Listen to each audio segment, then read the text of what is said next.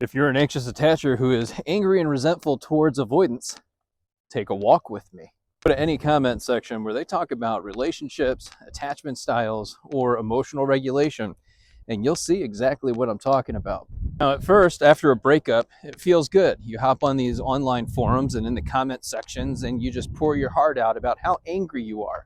And believe me, I get it. You feel hurt and discarded by the avoidant. And you might be asking yourself, did they ever even really care? How can they just disappear like that? Do they even think about me?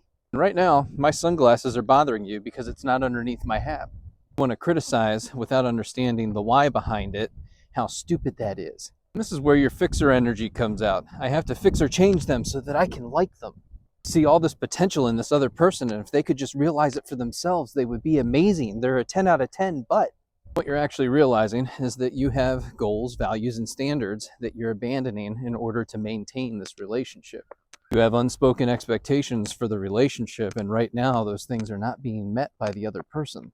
After all, they should just know, and if they wanted to, they would. And instead of recognizing that there's things that you don't like, you turn it back on yourself and think, what can I do better? I must be doing something wrong in this scenario. If I push harder, if I try harder, I can get them. I can make them do what I want them to do for me. And as you've realized by now, none of this feels good. It feels kind of gross. You expect this person to be able to meet you where you are, yet you chose someone who lacks the emotional capacity to be able to do just that. Well, that just sounds a lot like victim blaming. And actually, it's really empowering when you recognize that that's your pattern of choice.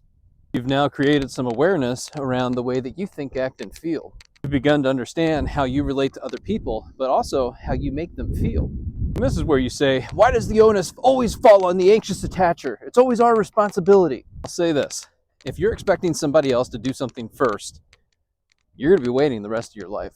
You want the other person to do the work because you see them as more broken than you are. And if they would just be different, everything in your life would change. Here's the plot twist that nobody ever sees coming. You're so dysregulated in all your relationships that when somebody starts meeting your needs, it might feel good at first, but in the long term, you get to this place where you're like, I just don't feel the spark anymore. If you take anything away from videos like this, it's number one, it all starts with you. If you want your relationships to be different, that means you have to be different. Two, if you can work on building your self-concept, knowing who you are, where you're going, what you're doing, and the why behind why you're doing it, you're going to feel more capable and competent in the long run and much more decisive to the degree that you won't choose the same people that you're choosing right now. Three, it takes two people to do the work. You have to invest in each other and then choose each other every single day. But it's definitely much easier to chase the spark than it is to sit in the discomfort of not only yourself, but each other. Therefore, when you're choosing someone, you don't choose them for the potential that you see in them. You choose them for who they currently are. If you don't like that and there's no evidence to support who they're going to become from their past experiences, then that's a decision that you have to make. It's a choice. How different would your life be if you cultivated the self-love and inner strength to walk away from the things that are no longer in service of you or make you feel less than? How different would your life be if you knew you could reject what people give to you? How different would your life be if you knew that you didn't have to take things personally? How different would your relationship with the avoidant be if you knew that they were locked in, even though they seem stoic, but they are screaming on the inside? This is the pattern.